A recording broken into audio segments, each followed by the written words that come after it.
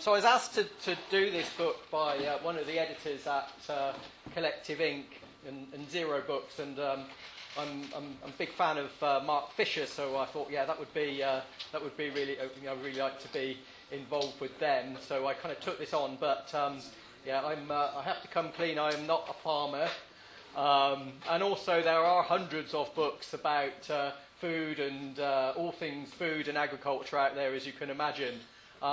So what I had to sort of think about whether kind of the right person to do this. So what I've done is I've kind of brought the lens of social ecology to bear and think about how that, that for me that really kind of transforms the way that we look at many things in life, and for me that's kind of the authentic aspect of the counterculture that's still kind of with us today, and I think it's important to think about sort of what we're trying to achieve as well as what we're sort of reacting against and trying to oppose sometimes. So that's kind of why I've taken on social ecology. I'd just be interested to know, when I say social ecology, who or what comes to mind? Is that meaning? Do you know all about it? Is that meaningful? Is that something you've never heard of before? I really don't have a sense of social ecology, and it's not something that appears very much in the media or anything like that, obviously, but anybody? Any names or anything?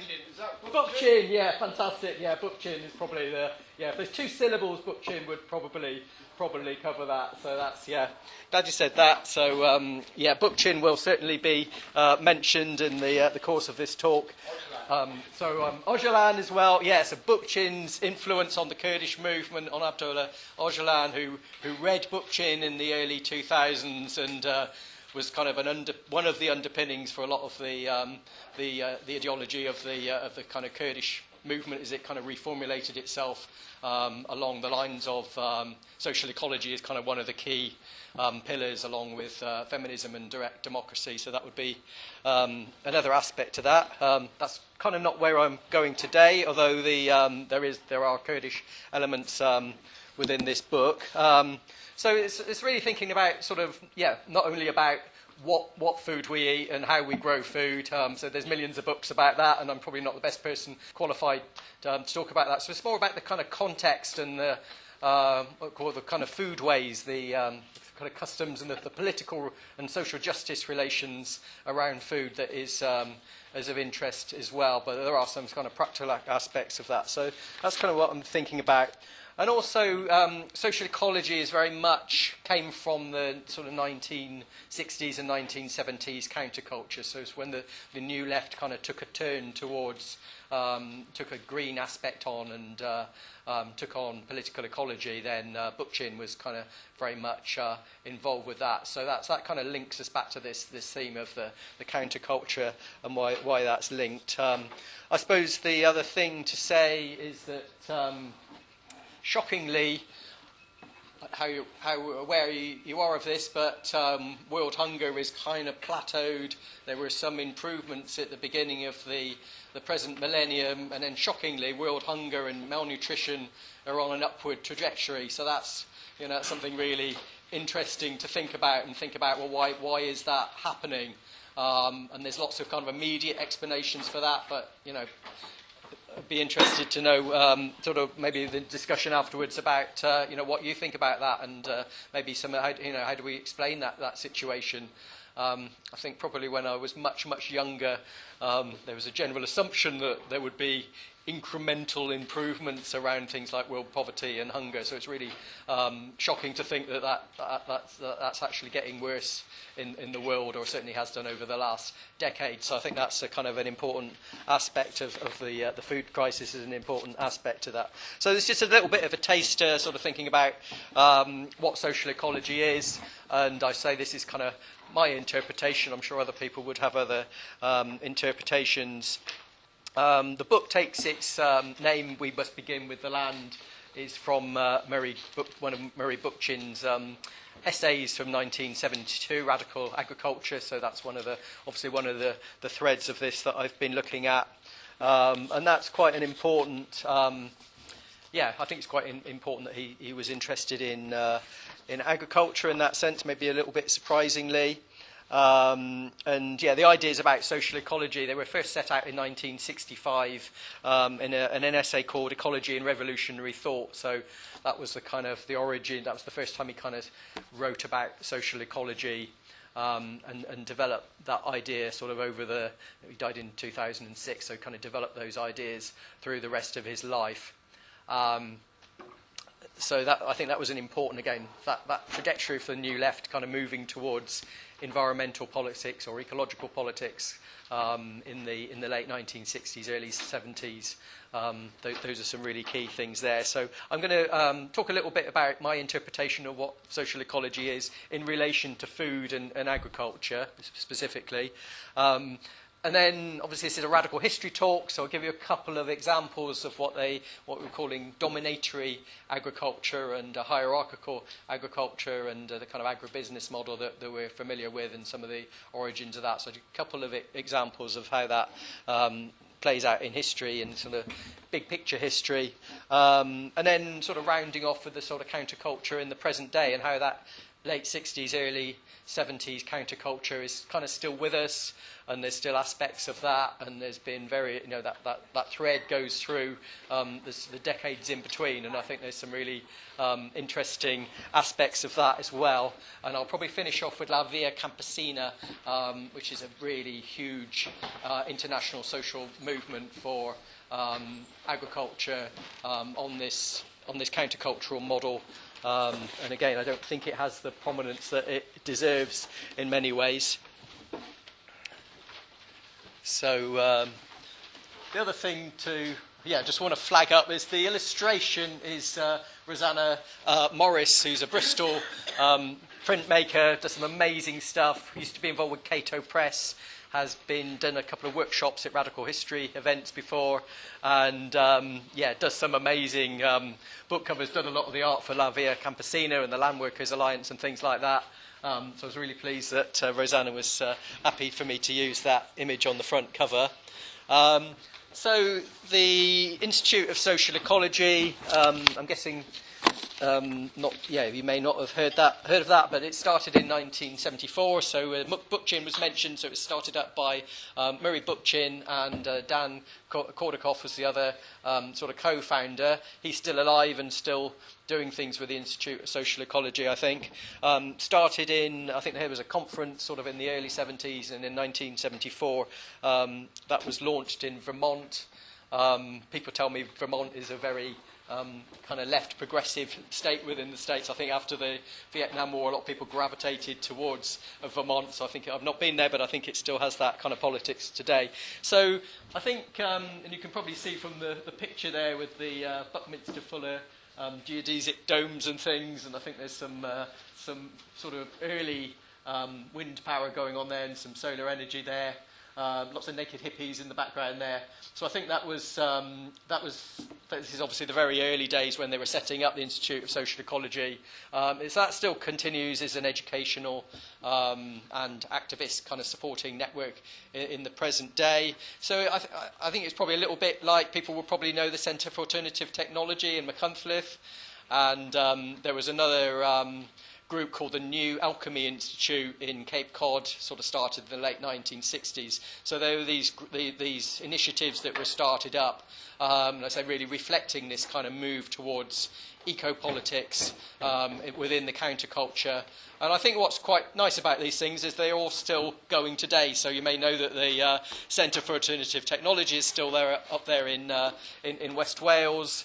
The Institute of Social Ecology is still going, as I said. The New Alchemy Institute is, I think it's now called the Green Centre, but it does still exist in some form in Cape Cod as well. So I suppose it's quite nice sometimes to think about successful aspects of the counterculture and things that have kind of survived and developed and are still with us today. So they must be doing something right. And I think what links all of those is they're quite ambitious to sort of integrate the kind of philosophical, political aspects of this with really practical, hands-on, getting stuff done, growing stuff, building stuff, seeing what works, experimenting quite a lot, being very good at keen to monitor what they were doing and see what works, what doesn't work, what you can kind of move to other situations, what you may be able to sort of scale up and across as well. So that's something that I think unites all these things, and they, in their own quiet way, they've been quite impactful and successful at doing that. So yeah, the Institute of Social Ecology celebrated its 50th anniversary last year. And so, yeah, Murray Bookchin was mentioned. So if you don't know Murray Bookchin, he's on the left there. Died in 2006. So very influential kind of figure in terms of, I'd say, in terms of political ecology. He's probably one of the most important theorists. That's not to say that you need to agree with everything that he said. Even within social ecology, there's all sorts of quarrels and arguments about sort of what that means and the best way forward, but I don't think there's any doubt that he was influential, and as Mike said, influential on the Kurdish movement as well. So that sort of took another whole, brought interest from other aspects. I mean, my interest in the Kurdish movement was kind of through being familiar with Murray Bookchin. So he's the most prominent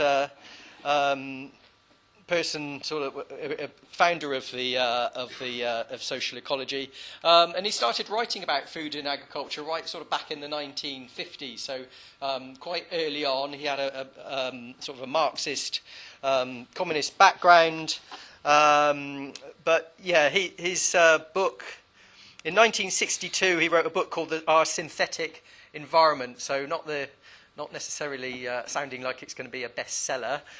Quite interesting that he was an auto worker, brought up in the Bronx, so also not an obvious person to be a sort of flag waver for the environmental movement. So that's quite interesting that he sort of was attracted towards those kind of politics. But I think he sort of understood quite quickly that the ecological crisis was going to be the challenge for the next generations to come, and that absolutely had to be sort of embedded in any kind of politics that were any kind of serious politics for the future. So that was what he was doing there. So the Our Synthetic Environment in 1962, it came out just before Rachel Carson's Silent Spring, which is a much more famous book and is often seen as the kind of one of the books that kind of inspired the sort of burgeoning environmental movement or ecological movement sort of from the 1960s onwards. Massively influential, kind of its critique of pesticides on the land. But yeah, Murray Bookchin was there, just kind of brought this book out before. But in a way, the obviously Silent Spring is much more attractively titled. And that was the one that became more well known. So that in a way that was much more in a way that was much more impactful. Silent Spring, obviously, and many more people read that. But I suppose in another way, Murray Bookchin's social ecology ideas, I think in the long run they are very important because they underpin a lot of the ecological thinking today. Even if people are pushing back against them, they're still very much part of that conversation. And even if his name isn't that well known. So what was sort of special about that is he saw environmental issues and the ecological crisis as kind of a real existential crisis for humanity, and I say that he kind of embedded that within his politics. But I think because he came from this kind of dialectic Marxist background, then even though he to a certain extent became quite critical of the kind of Marxist-Leninist heritage, I think it probably still was, obviously impacted on the way that he approached many of these issues. So he felt that far from being natural, that the crisis that we're facing, of which the eco-crisis is one of them, they had really sort of deep-seated systemic causes that needed to be addressed. So they had social causes. If you don't address those social causes, then it's going to be very difficult for you to do practical things to address the broader environmental crisis. So I chose this picture of Murray Bookchin because, as far as I know, that's the only picture of him in Bristol. So there was a tour organised in 1992. I actually saw him speak at Bristol University at that time. I think I'd probably heard of him, but I wasn't really. Now it's far more meaningful to me than it would have been at the time. It was just another speaker on the circuit sort of thing. Derek War, you may or may not have heard of, lived in Bristol in those days. He was one of the principal speakers for the Green Party, sort of going back a little bit, and he was involved with sort of arranging that tour. So Derek was able to confirm that this is indeed in Ashley Road, St Paul's, in his kitchen, and when they were having a discussion there. I don't think, even though they look like they're meeting eye to eye, I don't think they agreed on, there's quite a few things that they didn't agree on, but it was, quite interesting to think that he came to Bristol. And, I might need to use my notes a little bit for some of the theory and the stats here, but, I put a couple of quotes up there as well. So, Murray Bookchin's sort of major book is The Ecology of Freedom, written back in 1982, and that's probably where he brings a lot of his ideas together in one place, and that's probably his main statement about social ecology. A lot of kind of what he wrote about slightly shifted his ground a little bit, but a lot of them were kind of elaborations on aspects of things that were in that key text. And he talks about the way that our relationship with the environment had been, there's this idea of the disenchantment of the natural world, the idea that we've become estranged from the living world, and the way that capitalism has commodified the living world. So that was really just in the early modern period. So even though that feels like a long time back to us, and kind of in the scheme of history and deep history, that's really just a few generations ago. We're probably looking at the kind of what would we say 15th, 16th century onwards. He felt that this relationship changed, so the way that we kind of commodify the natural world. So he would, before that, it may have been that we engaged with it in a slightly different way. We thought about, there were these kind of seasonal rituals that people would go through. We would be engaging with there would be a set of customary rights in the way that we behave towards a woodland, for example. There would be pollarding and coppicing and local traditions around that. And then the argument is that, increasingly it was just the value of that was its value as profit, and the way that could be sold as timber and is a commodity and commodified in some way. So that sort of stripped back to its saleable value was one thing. And he talks about I got that quotation up there. Yeah, the very notion of the domination by man stems from the real domination of humans by humans. So that was. Even though he had a critique of capitalism and class, he felt that actually hierarchy was a deeper problem and was an overarching problem as well. So even though that's the 1980s and he's using the very gendered man there rather than humanity at the start, I don't think that's an accident. That's very much he saw patriarchy as a part of that problem that he was contesting and dealing with. So quite influenced by feminist historians who've kind of written about this idea of the way that the land was mastered, is the kind of patriarchal term in the early modern period. So he'll quote somebody like Carolyn Merchant's Death of Nature, who talked about this idea and the way that was gendered. Maria Myers, who's also influenced on Öcalan, as well as Bookchin, Vel Plumwood, Vandana Shiva, Silvio Federici, who spoke for us many years ago, Italian historian. So what he was saying there is there was a kind of conceptual shift, really important conceptual shift in the way that we look at the living world. And unless we can kind of understand and go back to that bit of history, then it's quite difficult for us to to change the ecological crisis in the present day, because it's the way that we kind of frame and understand nature in that sense. So it's this kind of mindset that was being set up that he thought was really dangerous socially and really dangerous ecologically. And this is some of the stuff that he talked about in Radical Agriculture. So he says there, not until we come to the modern capitalist era do we see humanity and nature separate as almost complete foes, and the mastery by nature over the natural world assumes the form of harsh domination and not merely hierarchical classification. So practically, that was a lot of the radical history talks over the years, we've talked about the clearances, and we've talked about enclosure, so that was kind of what was practically going on as a result of that, and the way that the natural world, even though there's always been clearances and there's always been kind of environmental destruction, if you like, that's really kind of increased in the last really kind of short time since the early modern period and the Industrial Revolution. So he sees that as the kind of root of industrialization, and that process of enclosure arguably still going on in the present world, maybe even speeding up in the present world when there's so many people being kind of driven off the land still, and there's we've still got colonialism with us today.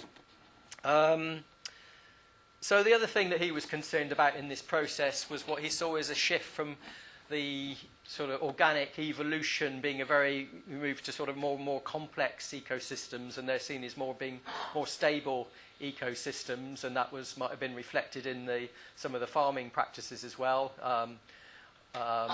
Obviously, food has always been imported, but I think the way that that's been globalized since that period really reflects the shift. So he thought that was a dangerous development as well. This development of monocultures, of single crops in society.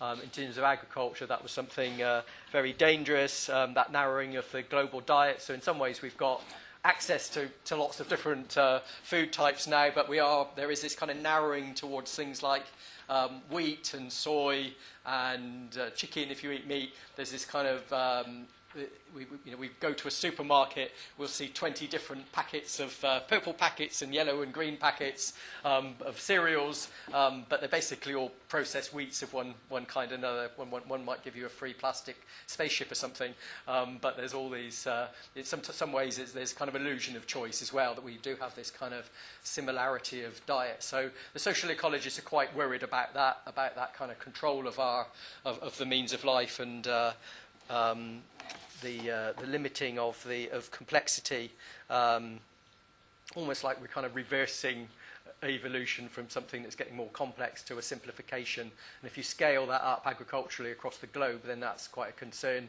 I don't know whether any of you went. I didn't go to the talk on the Irish famine yesterday, but that's often seen as one of those examples.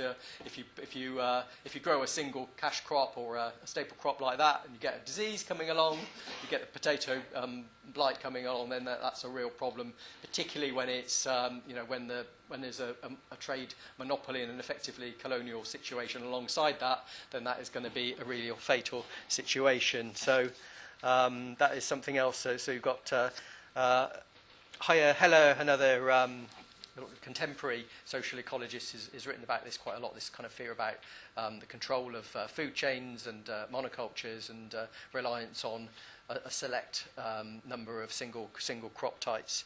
And then the final thing about Bookchin, he was very much kind of anti-capitalist, or I'd probably say was post-capitalist, and he felt that, I've got the quote on there, but yeah, he says that capitalism is inherently anti-ecological. So that's partly because it sort of depends on infinite expansion and expanding the market and ever-growing consumption within a kind of finite resource, but also because it's driven by meeting the need for more profit. We're not using up our resources to meet social needs and social ends either, so it's a very inefficient way of meeting social ends. So that would be another one of his other criticisms of capitalism. So you can see here that they're offering a very different interpretation of kind of what's going on in the world, and it probably reframes the way that we think about food if we kind of accept some of these ideas that the social ecologists are putting forward. Capitalism's law of life of infinite expansion, production for the sake of production and consumption for the sake of consumption, turns the domination and exploitation of nature into the highest good of social life and human self-realization. So there's quite a lot of ideas there, and I think it's kind of authentic countercultural revolutionary perspective that the social ecologists are putting forward. That was his 1970s book. That's what radical agriculture looked like. So he was kind of the opening essay within this collection with his radical agricultural essay, and that's the flyer from his visit to Bristol as well in 19 92, so he spoke up at the student union in that year, and I spotted that he's got one of those quotations about agriculture on that flyer, so it's obviously a major part of what he was thinking about at that time. So anyway, that's a little bit of his précis of some of his theories in the ecology of freedom and his agricultural writing. So this isn't an official manifesto or anything like that. I've just kind of pulled out what I think from reading some of this stuff is some of the main principles relating to social ecology and the way that they relate to food production in agriculture. If you read the same stuff, you might pick out a different 10, but I suspect most of these things won't be things that social ecologists would quarrel about too much. I've also put the names up. So social ecology is often associated with Murray Bookchin, but quite a lot of people kind of kick back against some of his ideas. And there are a lot of other members of the social ecology movement, writers, authors, activists, who are still writing about these issues. So if anybody's interested, I've kind of put some of those names up there. Grace Gashuni has got a book called The Organic Revolutionary. Callie Akuno, I think maybe there's been events on Cooperation Jackson here, so that's somebody else that you may have come across. And then so I've started to talk about these different aspects of social ecology. So one is challenging dominatory agriculture, so systems of agriculture that you might say are kind of colonial systems. They kind of express a kind of a dominatory mindset. So that would be a kind of really key one in terms of the historic origins and where some of these problems could be. So that's kind of expressed in things like the plantation and the slavery system would be a really important aspect of that, which I'll mention in a moment. Internationalism on the model of democratic confederalism would be another area. So the idea of direct democracy at the local level, but somehow managing to link that up so you've got international coordination through federations. So social ecology is kind of a strand of anarchism that Murray Bookchin was involved with. He kind of didn't feel that the label anarchism was useful, and he sort of created his own forms of what he called communalism in later life. But essentially that internationalist approach is really important. And again, I think if we're talking about the 60s and 70s counterculture, I think internationalism was something that was talked about, and people were much more discussing internationalism. And if you think about there's a new internationalist magazine that we've still got today, but that actually started in the early 1970s. So I sort of don't hear. So you could listen to the mainstream media, but maybe also kind of social media. You're not hearing discussions about internationalism, and yet that just feels so important and such an important way to address a lot of the conflicts that are having a lot of the issues today. So I think internationalism is a really important part of that. I think sometimes people think it means rather like globalization, that we kind of obliterate cultural difference. I don't see it that way at all. I think it's this kind of a celebration of trying to protect cultural difference and having that kind of international big picture focus at the same time. So that's a really important aspect of it. Access to land and land rights, you kind of expect that to be in there, and that's kind of reflected in the title. The idea of food sovereignty and abundance through a solidarity economy, so making sure again that the economy is secure, that you've got an abundance of food, that you're making that a priority, but also that your priority is to meet social needs, not the needs of profit and big business. Regenerative agroecology, so either organic farming or certain varieties of looking at practices within agriculture that can be ecologically sustainable. thinking about ecological integrity, so that's sort of thinking about biodiversity, protecting biodiversity, that aspect of it would be really important. Agroecological knowledge is thinking about how we, again, sort of move outside of we decolonize the mindset, and we sort of respect the voices from the global south. We respect indigenous peoples who often have the most expertise in agroecology, even if it's not badged in that way. Liberator ecology, technology is an important thing that Murray Bookchin, again, talked about quite a lot. So that's thinking about alternative technologies.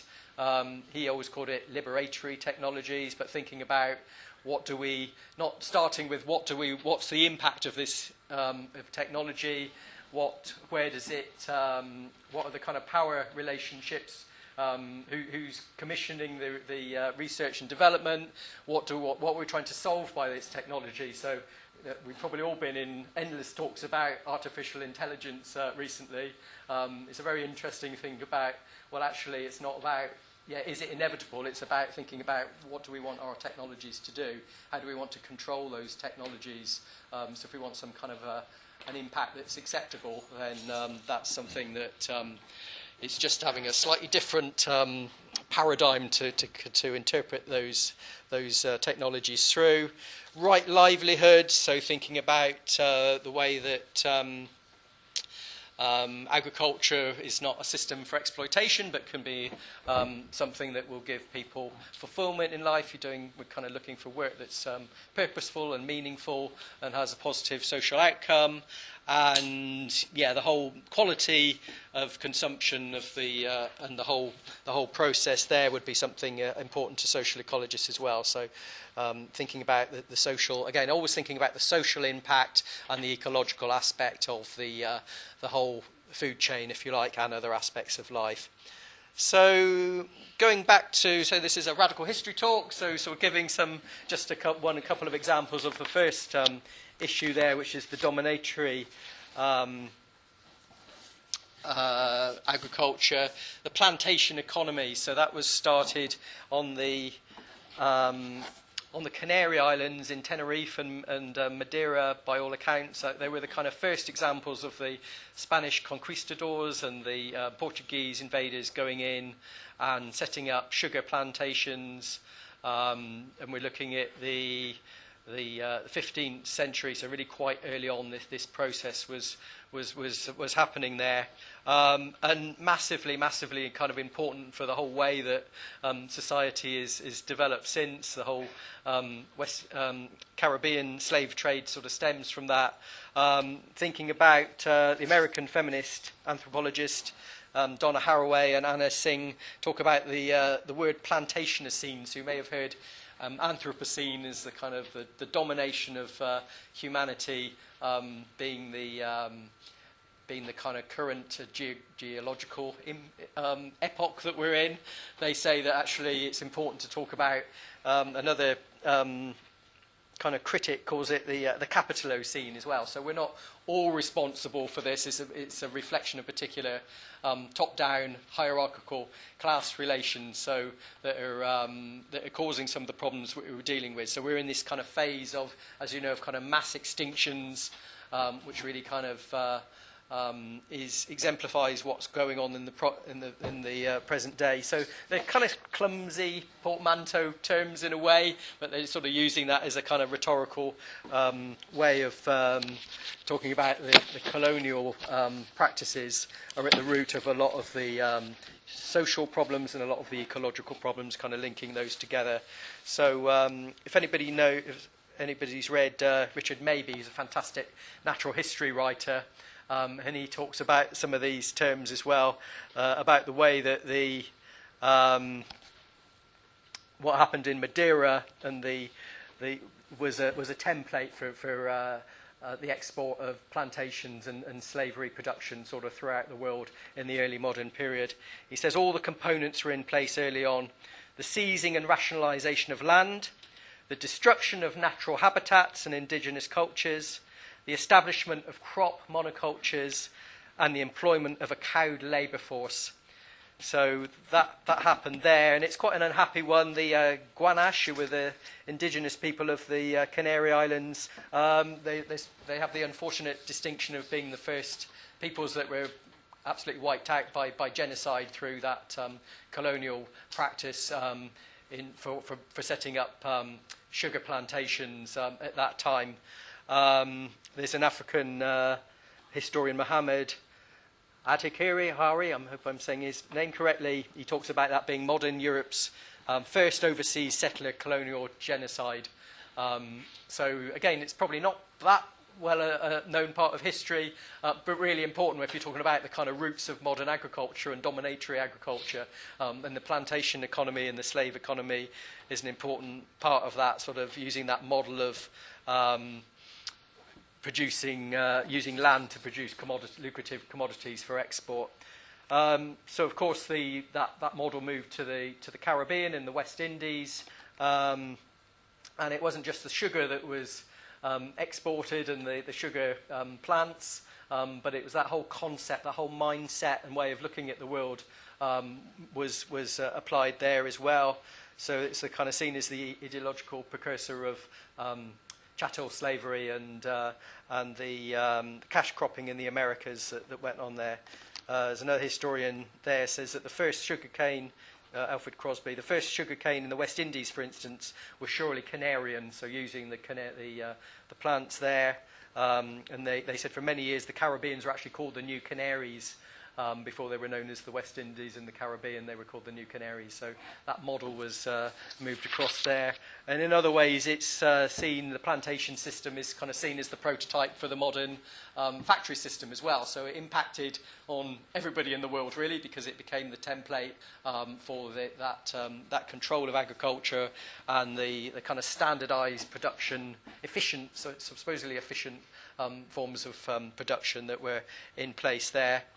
So very much a kind of an expression of a dominatory mindset, as the social ecologists would call that. Involves a simplification of the production system as well, so that was the other thing they were concerned about, and the destruction of natural habitats. So it makes but it also makes the labourers much more vulnerable to the whims of the owners, the market fluctuations, and single crops. So that's one aspect of dominatory agriculture. Another kind of important area here is Mike Davis's book. I'm sure we've probably got Mike Davis's books on the radical history stalls. A really, really important radical historian. I believe he died not too long ago in the States, but he brought out this quite controversial book titled Late Victorian Holocaust. So if you, in terms of the Irish famine, or the so-called famine, there was that. He talked about this in terms of the impact in India and across the rest of the world, as well as the colonial system kind of took control of, set up plantations across the world, the devastating consequences of that in the India, particularly under the East India Company and the Raj era. So again, there was kind of a move towards export crops, getting rid of subsistence agriculture, export crops for profit. So again, it was kind of against the warnings from Bookchin had talked about the simplification of agriculture. That's exactly what went on there. So the production was based around cash commodities, integration of agriculture into the London-centred world economy. So far from ensuring food security, was a contributory factor. So there was mass starvation. I'm just going to look at my notes here because the figures are quite shocking, particularly in times of kind of the market fluctuations, or there was climatic issues around El Nino. This could all go horribly wrong. So according to Davis, the accumulated estimates of famine mortality in India, China and Brazil range from 31.7 to 61.3 million people. So horrific famines. So that's a kind of hidden history that he was talking about. So in a way, he talks about the way that the development of the railway system and the Suez Canal actually enabled them to channel food away from the people that needed it, sold on the world economy, and many millions of people were starving as a result of that process. So quite a controversial book. I think it's been challenged, but I don't think anybody's really sort of challenged some of the evidence, because it's a very thick, very well researched book. So another kind of quite alarming instance of dominatory agriculture. Just see how I'm doing for time here. Yeah, I've got so much time left. It'd be nice to have a few questions as well. So, I've talked about the way that world hunger has started to increase again. So maybe I'd be interested in your thoughts on why that might be afterwards. But it's interesting that increase happens before the global pandemic of 2020 and before the Ukrainian, the Russian invasion of Ukraine. There was already that change. So those things were definitely factors that have exacerbated things in recent years. But there's some other problem going on with world food and the world food crisis. Not something, I mean, even the food crisis, not something that's headline news every day, but it's probably one of the most important issues going on in the world today. So something that we should be mindful of. So that's quite heavy. Let's move on to some of the sort of aspects of the counterculture again, and some of the critiques of those dominatory agricultural systems. So the food. Counterculture there's always been a thread around food and food production, and challenging that process, sort of reclaiming some power around that process. So first of all, there's various places. I've just put a few up in the West Country. You think that the little various hubs there, that have some of them going from the early 70s, like Keverall Farm.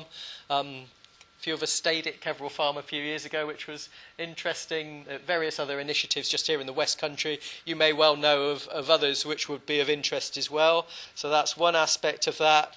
The counterculture, a lot of the publications have dealt with some of these food issues and offered other solutions to the food crisis over the years. So I've just pulled out a kind of selection there. Some of the early ones, Animal Machines is an important one, 1964. That was the book that really sort of took on the factory farming system, factory farming of animals, first time. So that's a very influential book. Stefan is here. Stefan published the Survival Scrapbook of Food, 1972. So again, sort of in the middle of that kind of countercultural period, people were talking about these issues. Undercurrents magazine was very influential. But then right up to the present day, or through the punk era, if anybody knows Graham Burnett's Spiral Seed, he did these lovely little pamphlets about allotments and such likes. And then there's various punks with their Mohicans in the rain and with their wellies on, planting carrots and things. So that's quite a nice punk agriculture there. And then right up to the present day, we've sort of through the hippie era and then up to resurgence. And there's still a lot of work on the counterculture is still taking notice of these issues of food now. And then there's activism as well. So there was the whole anti-genetic modification movement in the sort of in the 90s was important, with Earth First and groups like that involved.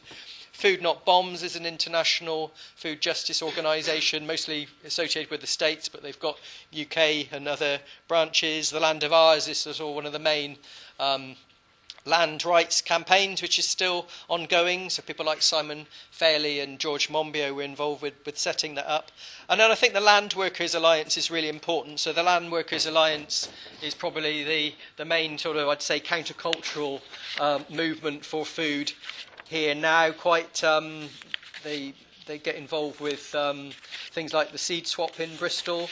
So they're important, and they started just in 2012, but they're probably very in line with all those social ecology principles that I was talking about, sort of promoting agroecology and those issues. So they are now sort of the UK branch of La Via Campesina.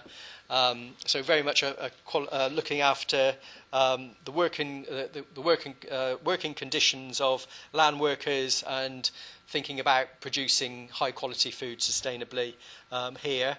And then I'll sort of finish off with the counterpower of La Via Campesina. So not probably not that well known. I don't really hear it talked about very much, but it's interesting because they claim to have more than 200 million members worldwide. They're involved in 81 different countries, a massive, big social, and probably one of the biggest environmentally oriented social movements in the world.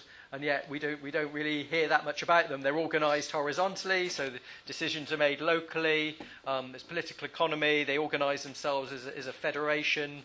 So really interesting organisation. So you can imagine that quite a lot of the social ecologists, Brian Takar and Haya Heller, have written about different aspects of La Via Campesina. So I think if we're talking about the counterculture in the present day, then a really interesting network to think about and keep an eye on. So they sort of came to prominence during the anti-Seattle uprisings, if you like, in about 1999? Seattle, not sure what that was, but they were one of the kind of fairly major organisations that kind of grew up through that sort of auto-globalisation movement that was around at that time, and linking in with the Zapatistas and such like. So really a important organisation. I hope that gives you a little bit of a lot of information there, but hopefully that gives you a little bit of a taste of what I've been doing, but also trying to sort of link it into the 60s and 70s counterculture, and talk about the way that history is threaded through, and the way that they are ongoing in the present day from those historic roots. So, yeah, that's. I think I'll leave it there because I'd be interested in some of your